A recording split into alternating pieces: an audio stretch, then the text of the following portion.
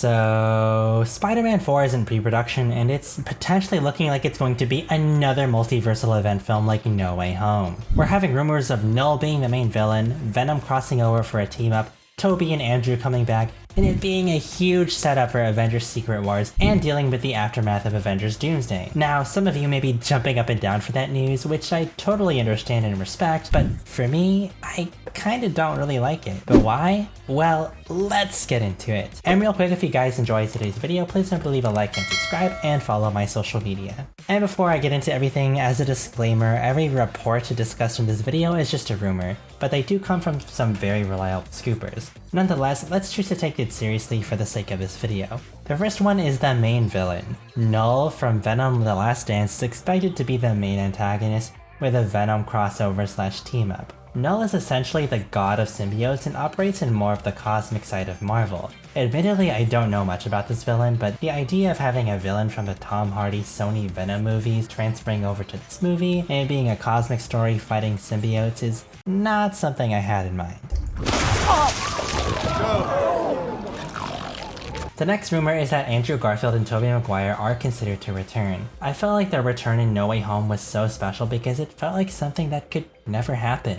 It's something that was anticipated ever since Spider-Man Into the Spiderverse back in 2018, and people were dying to have a crossover like that on the big screen. But to have them immediately return like their main characters in Tom's Spidey trilogy is kinda not it. I'm all for them returning in general, but I would like that to happen in an Avengers movie or in a Spider-Man spin-off film, not in a main installment Tom Holland Spidey film. Would I hate it if this was true? Well, it's kinda hard to say yes because I love all three of these iterations of the character, and of course I would love to get more scenes with all of them, but I really would much rather have Tom Holland's next Spidey film to be much more grounded, straight level, and personal. I think doing this multiverse stuff for a second time in a row may make the film feel less personal. Not only that, their appearances may feel less special. Now this one is all but officially confirmed, but Zendaya is expected to return as MJ.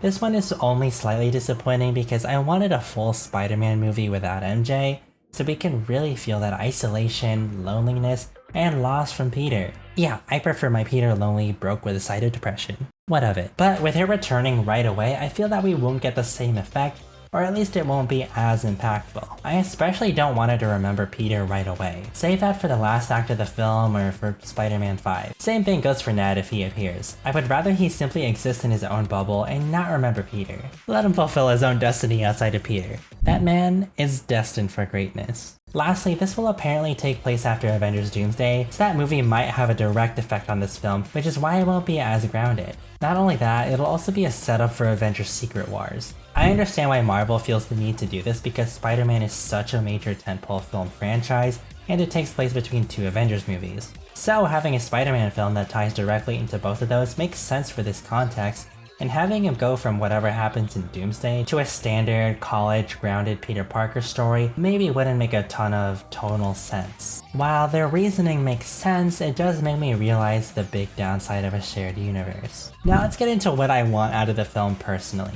The first thing I want is fairly simple. This being a character-driven narrative with a broke Peter Parker trying to balance a job, Spider-Man living on his own, dealing with the past trauma from No Way Home, and college. I want the film to feel like it can be completely standalone, to be filmed on location in New York, or at least something that looks like New York, and to have lovable and memorable side characters. Next, I want to talk about the villain because obviously I do not vibe with the main antagonist being a god of symbiotes. I want Kingpin, aka Wilson Fisk, to be the main villain. How original. Yeah, whatever, I know, but it doesn't change the fact that I do think he would be the best fit.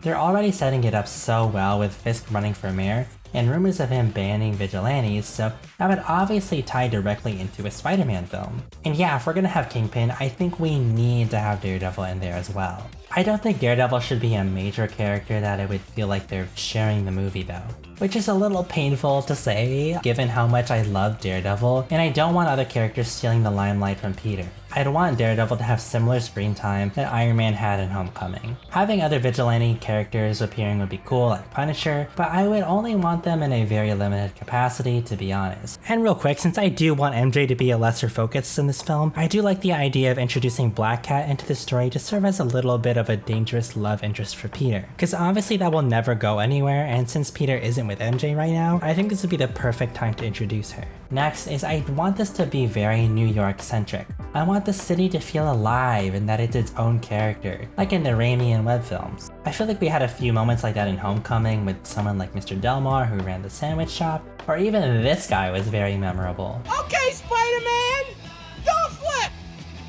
Yeah! Like, I love this stuff. I know it seems simple, but New York feeling like a character is really important because it serves as a more intimate and personal reminder of what Peter is fighting for. Plus, I just think it's fun seeing people like Mr. Ditkovich from the Sam Raimi films get the spotlight. Like, the fact that this landlord guy from 20 years ago is more memorable than some of the superheroes in the MCU right now is really telling. I think audiences yearn for these characters that actually just feel like people. Now, I do want to give this story the benefit of the doubt because anything can work as long as the writing is good, plain and simple. It's really just a matter of preference. It just feels like we've been getting more cosmic Spidey lately with the Avengers films, Spiderverse films, No Way Home, and then we're gonna get it again? The film is expected to come out in 2026, so if I'm gonna wait 5 years for another Spider-Man film, I really don't want it to feel like the same thing again. Next is I like the director Daniel Cretton. He directed Shang-Chi, which admittedly I don't really care too much about, but I'm hoping since that was such a success that they grant him more creative leeway here. Regardless, I'm excited to have a fresh new lens on these movies. I mean, I like Watts, but we needed someone new. And Daniel Cretton is someone who's directed a lot of indie movies before that are a lot more personal and intimate and character driven, so I do have some faith that he can bring something like that to the table here. Lastly, Tom Holland has stated publicly that the script is moving along in a way that he would like, even saying that since he has more creative power, he's able to tell people no on things that he doesn't want for the direction of the character. Which to me can loosely confirm some of the production issues with Marvel and Sony for where they were trying to take the character. It makes me happy that Tom Holland really cares about the character and is doing everything he can to make a movie that deserves to be seen by Spidey fans. The rumor is that he's fighting for the movie to be more grounded. Although Tom Holland did wrap up his thoughts saying that he's really excited with where the story is now, so I do have some hope there. But all in all, being a multiverse movie isn't a be-all end-all, but it would be a bit of a disappointment for me. Regardless, I simply hope that the writers have some time to cook and that the production won't be so messy with studios going back and forth constantly about what they want. I hope they have an idea and run with that all the way through and be confident in it. But what do you guys think about Spider-Man 4 taking this direction? And what do you want to see out of this fourth movie? Whatever your thoughts are, I'd love to know them in the comments below. And if you enjoyed today's video, please remember to leave a like and subscribe. Peace.